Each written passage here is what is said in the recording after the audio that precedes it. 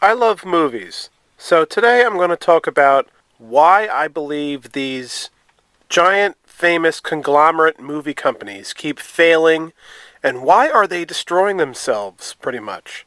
The problem is that they are overspending money on these movies.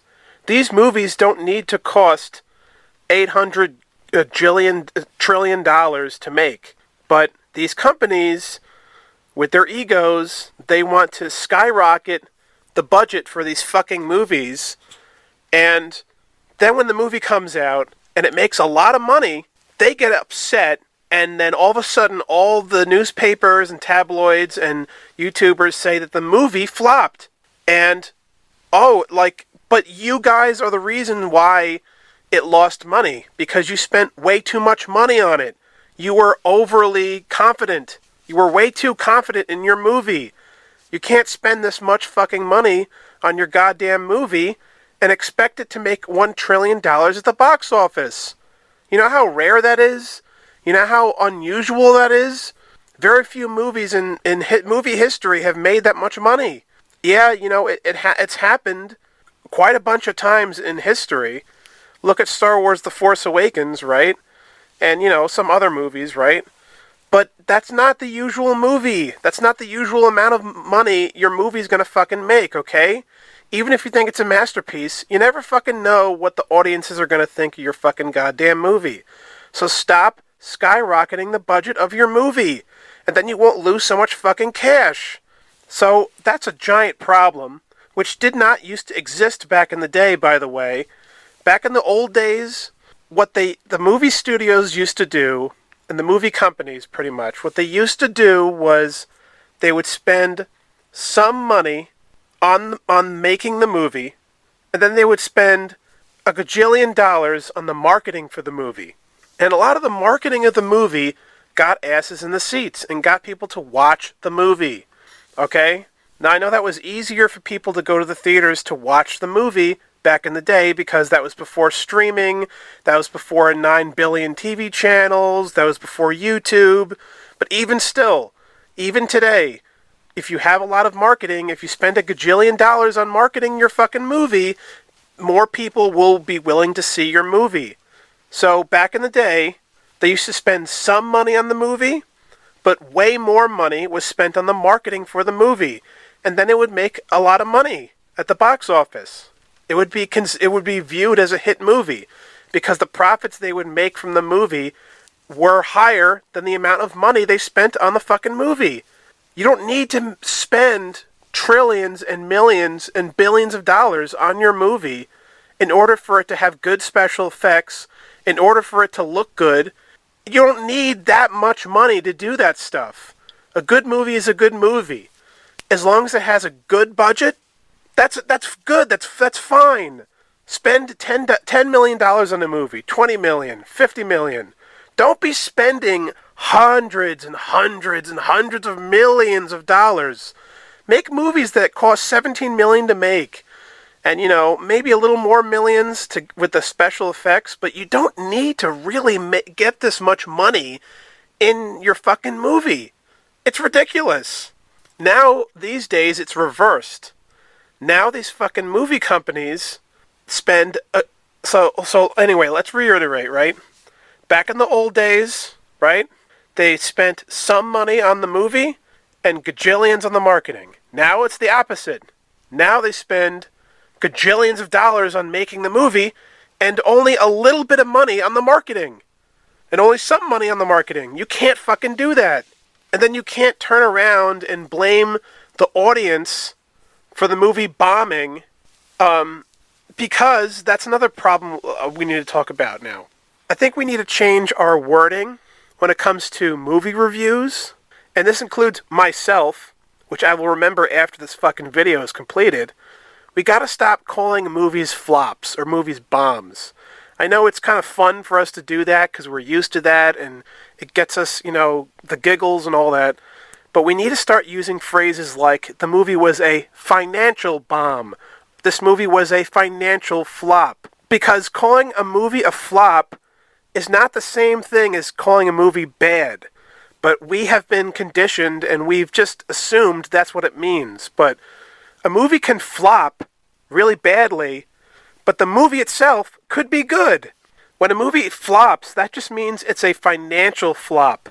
But people don't associate that term flop with only a financial flop. They assume that the movie is bad and that's why it bombed. No, if a movie bombs the box office, sometimes it's not because the movie was bad. It's just because the movie studio spent too much money making the movie. And these fucking movie studios expect to make trillions of dollars on their movie. So that's the movie studio's fault, not the audience's fault. Because a lot of audiences, they love these movies. There's a lot of movies that come out that people fucking love. You know, they give them good reviews, or they say it was a good time at the movies. I enjoyed the film. I wouldn't say it's a 5 out of 5 movie, but it's a solid 3-star movie. These are good movies. These are entertaining movies, right? Okay? Because there's a lot of good movies, even today. And I'm old school, so it's kind of painful for me to say that, but I have to be brutally honest. There are still some good movies that come out. Like, I saw Tron Ares last year. Tron Ares I thought was great. But hey, you know, I also liked Superman last year, and these are modern movies, and they're not bad movies. But all these YouTubers and these tabloids, they're like, oh, the movie flopped, oh, the big financial flop. Well, yeah, the movie flopped financially because they spent way too much money making the fucking movie. That doesn't mean the movie is a bad movie. But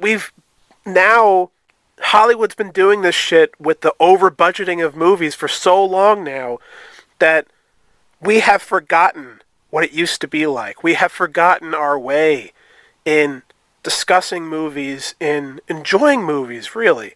Like, I honestly don't care if the movie is a financial flop. I care if the movie is good or bad. Its legacy will last if the movie was good. And what's supposed to happen, which doesn't seem to happen anymore, is people are supposed to rewatch their movies. They're supposed to go back, rewatch them, watch them again, and think, oh, was it really that bad? You know, like, people don't always do that anymore, and back in the old days, I noticed people used to do that more, but now, people will watch a movie one time, and then they'll never watch it ever again. Now, unless it's really a bad movie, then you don't want to watch it again. But there's a lot of movies that exist that are new movies that deserve a rewatch, that they're actually good movies. But you might not know about them because a lot of these companies don't spend the proper money on the marketing for these movies. And then they become these forgotten films. And it's really annoying because right now, there's too many people, there's too many cooks in the kitchen when it comes to these new movies. And the way they develop the new movies, because they're trying to make every movie that comes out, well, not every movie, but most movies, they try to make them way too mainstream, where there's way too many things going on in the movie, and that's why a lot of movies now don't really quite feel like they have their own identity. They kind of feel like they're all the same exact thing over and over again, like copy and paste, because they're looking at the marketing too much. Movies are about being an artist. It's about your art. It's about your vision. It's about someone who loves movies, and that's why they're making the movie. If the movie happens to make lots of money, yay, thumbs up, but you're not making the movie to make money. You're making the movie because you love movies. You're supposed to be an artist. If you want to be in the film industry, and if you're not an artist, don't fucking make any movies. Get out of there. You don't belong there. No one wants to watch your stupid fucking movie if you don't care about it. If you're not an artist, if you don't have a vision, if you don't have a journey or a dream about the movie, if you're not in love with your movie, then don't fucking make it.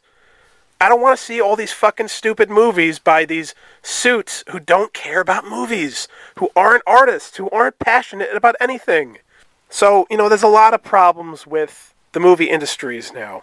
To list one example, and there's, you know, thousands. The movie Teenage Mutant Ninja Turtles, the original 1990 movie, okay? I think they spent less than $20 million making the film, something like that.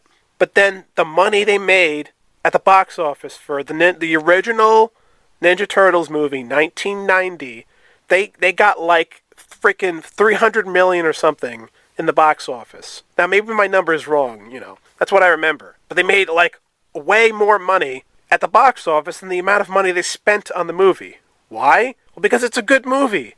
Not every movie needs to have the highest amount of cash and the highest amount of special effects to be good. People don't want to use less special effects because now people are lazy. It used to be in the past, you actually had to work with there being less special effects available. That's why in the 1990 Turtles movie, they were guys wearing suits, which looked cool, and it was charming, okay? So what that did is it gave the film a grounded feel. It gave the film character. It felt like it was made by an artist. Artists, I mean. So it made the film look visually down to earth. There was something about it that seemed like it was made by people that knew people were going to think this is cool, and we didn't have to spend trillions of dollars on it for people to think it's cool. You have to be confident in your movie. Having confidence in your movie is not spending actually trillions of dollars on your movie. You have to look at the film yourself and say, hey, this visually looks cool looking. We don't need to spend trillions of dollars on it. That's a sign of insecurity. You don't need to have that much money in your film. You don't need it. Just spend some money on your movie, okay? Right? Because people want to see a spectacle at the movies. People want to see something different. People want to be blown away, okay? So you need to spend some money on your movie, okay? Don't be cheap, but don't go over the budget and then expect your movie to be number one at the box office and make trillions of dollars and are you insane? That's like a batshit crazy man and insanity. That's like gambling. It's gambling, and that's what modern movies are all about, is gambling with trillions of dollars, billions of dollars. No, and like that, there's still gonna be people that love to go to the movies just to see movies. People don't need to see these movies with $1 billion budget or multi-millions of dollars of budget. We don't need to see those things. It's cool when we can see them, but we're at a point now where, yes, the modern special effects still look impressive, but they don't look as impressive as they used to look back in the day because now we're so desensitized by it. But if you look at the old movies, when the new special effects were first starting to come out, like in the 90s and stuff, like early CGI, they were very impressive for the time. Because for such a long time, the special effects were less special.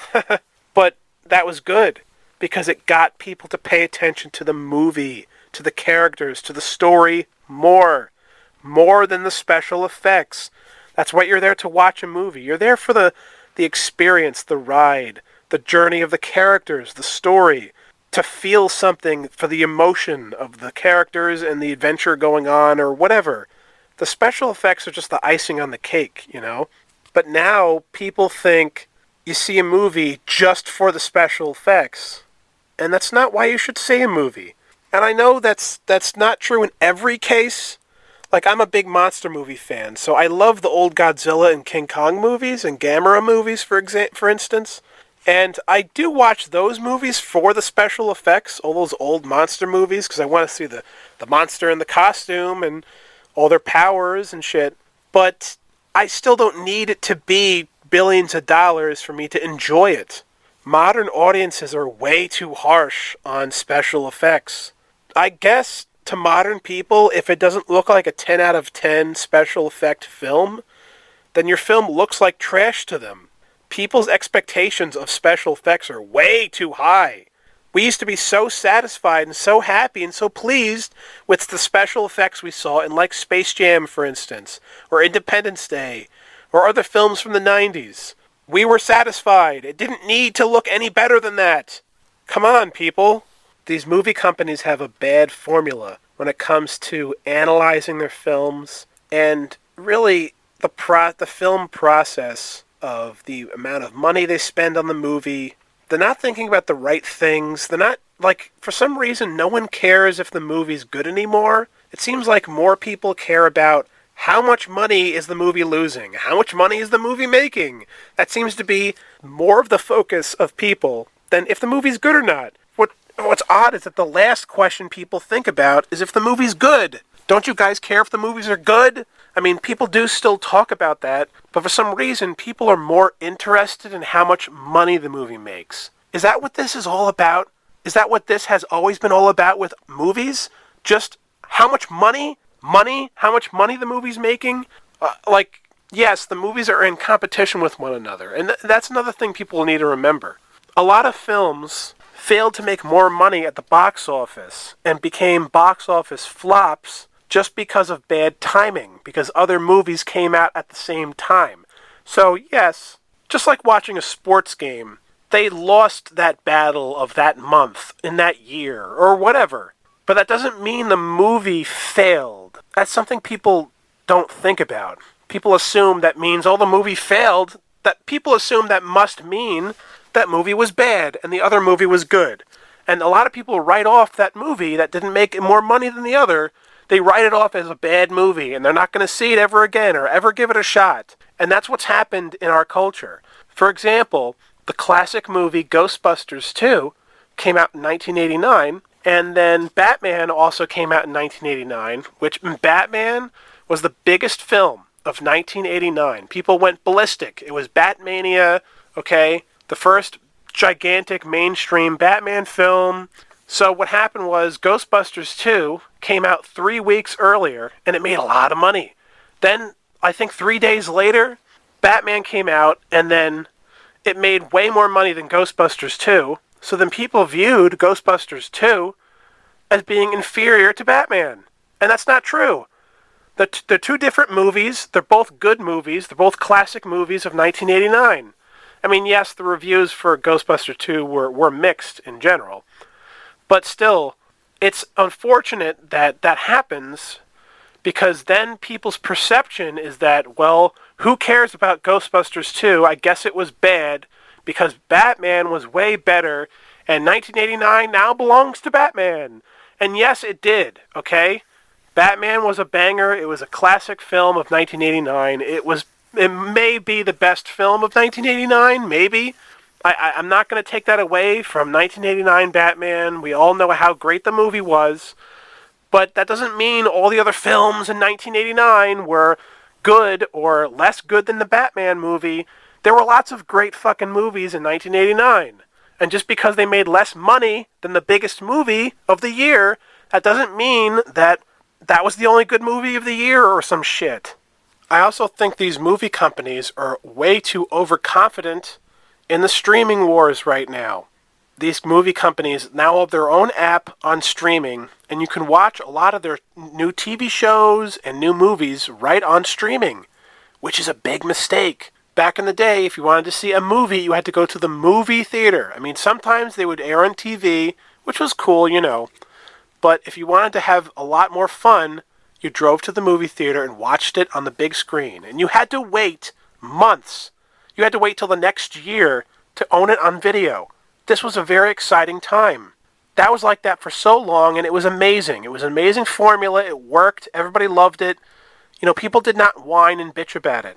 But now that streaming has taken over television, what has happened is that these movie companies, they're doing more projects on streaming than in the theaters. And that's a problem. Now, it's not just a problem for the movie theaters themselves. It's just a problem for these movie companies like Disney, Warner Brothers, Paramount. It's a problem for them because you used to make your movies, you used to make them exclusive for the theater. So people were forced to go to the movies if you wanted to see, say, the new Batman movie. You had to go to the theater to see it.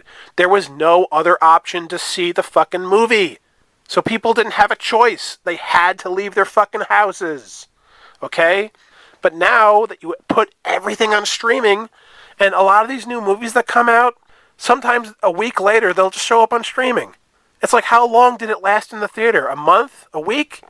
It's not supposed to be like that. It can come out on streaming in a year or two. make people wait. You have to make people desperate for entertainment, which is good. And I know that sounds kind of like disturbing to do that, but it's not really disturbing. It's just kind of like building up the excitement. It's like, how you build up entertainment. It's like storytelling, actually. In the 1930s, in the pit of the Great Depression, in 1933, King Kong came out in the movie theaters. People barely had any money. They barely had any food. And the photographs you see for people trying to see King Kong at the movies, the line was so long, down the blocks, just to see fucking King Kong in 1933. That was a big deal. Now you may think, oh, you can't recreate that now. We're not in the Great Depression now. Yeah, okay, but you actually can do something like that if you just stop putting your fucking movies and your TV shows that look like movies on your streaming services. That's another problem. A lot of these TV shows, they look like movies. TV shows are not supposed to look like movies. Movies are supposed to look like movies, and TV shows are supposed to look like TV shows. That's why they're on television. It makes it less of a big deal. Back in the day, a TV show was something you only could watch on a small screen. Smaller budget, smaller screen. It was exciting. I loved old school television. I loved it. I'm not knocking it. But to see something with a bigger budget and on a big screen, you had to go to the fucking movie theaters to see that shit. So unless, you were lucky to see a movie air on television, years later, the only way to first see it is by going to the movie theaters when they first were released. But now that you have these TV shows on streaming services that look exactly like a movie and have a movie budget and are filmed just like a movie, now what's the point of going to the theater if I can just experience that same exact feeling at home? And that's fucking stupid. That's a problem. It's knocking down the art of movies, and it's making movies less of a novelty. It's the entertainment industry that actually destroyed people's interests in going to the theater. It wasn't the people. It was the companies that actually ruined it for the people. But the people aren't wise enough to see this shit. They just assume, oh, well, people don't want to go to the movies anymore because it's not hip to do it anymore. But they don't think about why. Movies used to feel like big events back in the day. And they still feel like they are now. Like, to a degree. But remember when people used to cheer at the movies? I remember that. People used to do that all the time. But something happened in like the 2010s, really, and that was just going away. And maybe it wasn't the qualities of the movies, and maybe it was. Maybe it was just the changing of the culture, I guess. But I think it was just because the era before they started making TV shows like movies, it was more exciting to go to the theater to experience something that was like a movie. Something that had a higher budget, something you could only see in the theater. So again, it wasn't the people that ruined it. It was the movie companies. It was all these companies that were ruining actually the theater experience. Something they barely ever do anymore, and practically never, is they used to have music videos for movies that would come out, especially in the 90s, 2000s. And it was special. A music artist would make a song that was an exclusive song you could only hear in the movie. And a year later, it would come out on soundtrack on CD. And their song would have lyrics that were attached to the plot of the movie. So it made it feel like, oh wow, it was an event. If you happen to see the music video on television or hear about so-and-so is making a soundtrack for this movie, even if you hate the movie or the idea of the movie, you might want to see it because you might love that band or that artist that's making a song for it. And since if you're a fan of that person, you might think, well, this person probably likes the movie, so I might want to go see the movie. And it felt like now everyone is interested in the movie. Like the public is. The music artists are. The advertisements you see in the city care. People are talking about it on the subway trains. Having artists make songs exclusive for the movie was very exciting. It got you interested in the movie. It made you wonder how good the songs are going to be. But now, people don't want to do that anymore. The movie companies think it's a risk now. Now they're terrified. They're shaking in their boots because they're like, oh, we spent billions of dollars in the movie, so we don't want to spend any money on giving it a great soundtrack by now we have to pay all these artists lots and lots of millions of dollars. So if the movie fails, they don't want to lose more money. So, you know what the solution is? Stop spending billions of dollars on your fucking movies. Then you could have the money to pay the music artists. And then everybody would make money at the end of the day.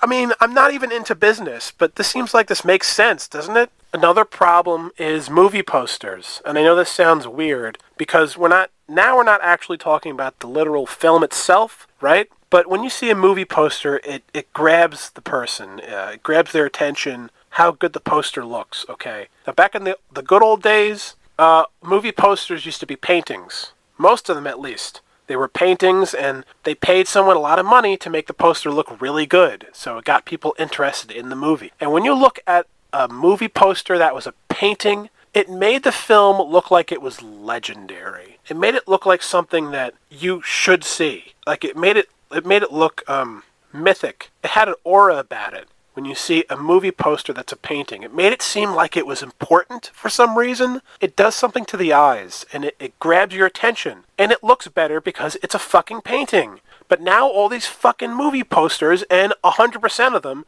they're all done on a computer. And they don't all look bad, and some of them do look cool, but they're not made with the same kind of passion someone did sitting there making a painting for the movie. And it was like the painter was confident this is going to be a big hit. So that's why, it builds up confidence in the painter, in the viewer, seeing the poster. And when they're making the film on set and then they show the director, hey, look at the movie poster. Look at our painting. The director's like, oh, yeah, okay, now I feel the adrenaline. Now I feel confident. And they also feel like, hey, this movie better be good. I mean, look how good that painting looks on that fucking poster. You better not fuck this up. That was the kind of peer pressure that used to exist back then. And it was good. It was a good kind of peer pressure. It made people work hard to make the movie great as they could do for each film. But now all the posters are a lost art in movies. Most people walk by them. Most people don't even think about them. I still love looking at the movie posters and getting excited and thinking about, what's the movie going to be? Oh, who are the people on the poster? Why did they choose this art style for this poster and that poster? I mean, that's what I think about because that's kind of how I grew up, right? And, I mean, in general, like, in the past, people used to make paintings for video game covers, too, if we want to go even further. I know I sound like an unk right now. Oh, here we go, the good old days, again. But it's like, it's so true, and people don't think it means anything. But I'm sorry. Like, there's a reason why people keep talking about the past so much. It's because of these reasons that people don't think about. These are the reasons why things were better back then. It wasn't just because it was our childhood. It was because of the intricacies that was done in the decisions they made of how things became exciting for people back then. Not to mention, and this is something in general, which is getting away from movies, I guess, but it's still part of the same family. The past used to be more colorful than now. Movie posters were more colorful, brighter colors. Actually, in general, films themselves, if you look at 90s films and 2000s films, the color spectrum on screen was more colorful than modern movies. For some reason, there's a lot of gray and a lot of dark colors in modern films. And I do think that's kind of this, like, depression agenda that the elites have created for the world. It's like a way of depressing people, which is really bad and stupid, when life is great, okay? We can make it great, and we want to watch things that have a lot of color on the screen, okay? It's not immature or silly, and yes, it's an artistic idea. But in general, if you watch a lot of old movies, most old movies, the lighting is pretty bright on the screen, and there's more colors and there's more flash going on the title screens and in the text of the characters. Now everything is a little too serious. Movies are still tongue-in-cheek, but they're way more serious than they need to be for a lot of these films. But back in the old days, things that were corny used to actually be really popular. And now, in modern era, people look back at that time and say, oh, that's terrible how corny it was. Now people hate things that are too corny. Now people are into things that are super serious. Like the last new Batman movie that came out.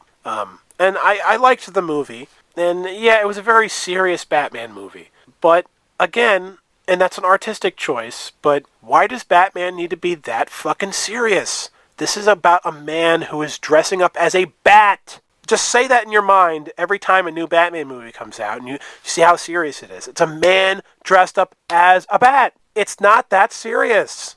Okay? But they made that movie so dark. Like every scene, the lighting was all dark. Yes, Batman's a dark character. Everything needs to be dark. Yes, I know, I get it. But Batman is not like... Batman's a serious character in a serious movie series, but it doesn't need to be that serious. It's just a superhero movie. Sorry, like, everybody chill the fuck out. But no one wants it to be campy anymore. No one wants things to be corny and happy anymore. Or lighthearted anymore. Now everything needs to be so fucking serious. And it's not that serious. You're there to be entertained. Now, there could be serious movies, and that's fine. There's a lot of excellent serious movies. And there are lots of silly movies today, so... But there's not the balance of both serious and campy. There's not a balance of serious and corny anymore, which used to exist in old movies all the time. Like, if you watch old action movies, they'd have serious scenes with the characters, and they're having monologues, right? About life and nuance and death and whatever. And then something will happen and someone will tell a joke, and then they'll start fighting each other. And all of a sudden the music will change, and now it's very peppy. And it's like, okay, yes, this is good. This is a good balance. It's silly, it's fun, but it's also dark in areas. That's the balance that old movies used to have. Because that's how life feels. Life is silly, and it's sometimes serious, and it's also lighthearted. And it's a good way to think about life. That's how life is, and people were related to that in the old movies. But now, that balance doesn't seem to exist anymore in new movies. Now we need to talk about movie logos. Yes, this goes that deep. Movie logos used to be really intricate, and they were all unique and different. I mean, not every time. There's only so many fucking logos you can make, or logo designs at least. But they were very creative, and they took a lot of time, effort, and energy into making the logo on the poster look like it belonged in the text that it looked. But now, all the modern logos on posters, they're all hideous. Hideous. They're way too simple, way too dull, way too relaxed, way too cut and paste. There's zero effort in making a movie logo anymore. No one cares anymore. And it's really fucking annoying. The old movie logos used to get me so fucking excited. Like, look at the old Space Jam logo. It's very intricately designed. You can tell someone sat there on their fat ass, spent hours, or whatever, an hour, I don't care. They thought about it. You know, the rings, the letters, the J in the rings. There's just something about it. And also the other old logos, like for the old Star Wars movies and the frickin' Star Trek films. The new modern logos don't get you excited for the movie. They don't make the movie feel like an event. They make the movie seem like, oh, this is just another movie. This is not something you really need to see. But if you wanted to be part of like this fun ride, this new exciting thing, this new exciting logo, then you have to see the movie. The logo is a part of the movie. Everything's actually a part of the movie. The poster, the logo, right? The marketing. Because people's experiences of the movie is the window of time during it was released. The hype for the movie. When you see posters for the movie, you get excited for the movie. The imagery is very important to get people excited in your film, to get people talking. And what kind of interesting marketing are you doing for the movie? If you're barely doing anything, or you're just doing the most lazy shit possible, then people are not going to fucking care about your movie. We used to have amazing marketing for movies back in the day. Back in the old days, every fucking movie that came out had toys at McDonald's and Burger King, and it didn't just have one poster. It had like 5 posters, and a lot of the posters, you know, they were all detailed. They weren't just lazy. It wasn't just one poster, and the logos were better, and you'd see stuff about it on the news. And also, there used to be way more TV commercials for movies. That's another thing. Let's talk about that. Now, there are still commercials that air for movies, that new movies that are coming out, but the new commercial for the movie, it'll last like 5 seconds. And they're basically like, see the movie, okay? And like, no, I don't care. You just annoyed the fuck out of me. And that company spent a penny making that commercial to see your movie. Why? Because again, the companies now spend billions making the movie. So now they're being cheap again. They don't want to spend the money on making a good commercial. Like, my God. But back in the old days, watch them on YouTube. We used to have TV commercials for movies, and it would say 5 more days till the movies comes out. And sometimes they do that now. But the commercials were longer. They were like 2-minute commercials. And it had clips from the movie, it had quotes from the movie, and it showed the logo for the movie, and it got you excited, and they had good music. The commercials were very exciting. And they were everywhere. And then after the movie came out, all the new commercials would come out. And they're like, see what you're missing out on. They had a narrator in the old commercials, and it was very entertaining. It got you invested. It made you excited. It made it seem like this is something you should see. But now they don't do that anymore. Now, if you see an ad for a movie, it's usually on YouTube. And I know more people are on YouTube now than who watch television and maybe who stream, I guess. But especially on YouTube, if you see an ad for a movie, you don't want to watch the fucking ad. Because every other ad other than the movie is a shitty ad. So I might click a movie ad off by accident because I assumed it was a shitty ad. Because now 100% of commercials are garbage. That's another thing. We used to have actually good commercials, by the way. Like the M&M's commercials and all that kind of stuff. I'll do another video about all the shitty commercials now, because now we're in the commercial apocalypse. The ad apocalypse. You know, giving ads on YouTube for a movie, it sometimes works, but that doesn't work usually because people will skip it by accident. Or the ad will be very loud and very quick. When you see a commercial for a movie now, it's very, very loud and extremely quick. It'll be done in 10 seconds. The ad's like, see the movie! And then the ad's over. You just annoyed me during my day, during my precious time on Earth. So now why do I want to see your fucking movie? You pissed me off. And that's the problem with these companies, is they think, yell louder, it'll make them remember. No, fuck you. You have to excite me. You have to make me actually want to see the movie. The commercials actually used to tell a story, to a degree. I know it's a short thing, it's a commercial.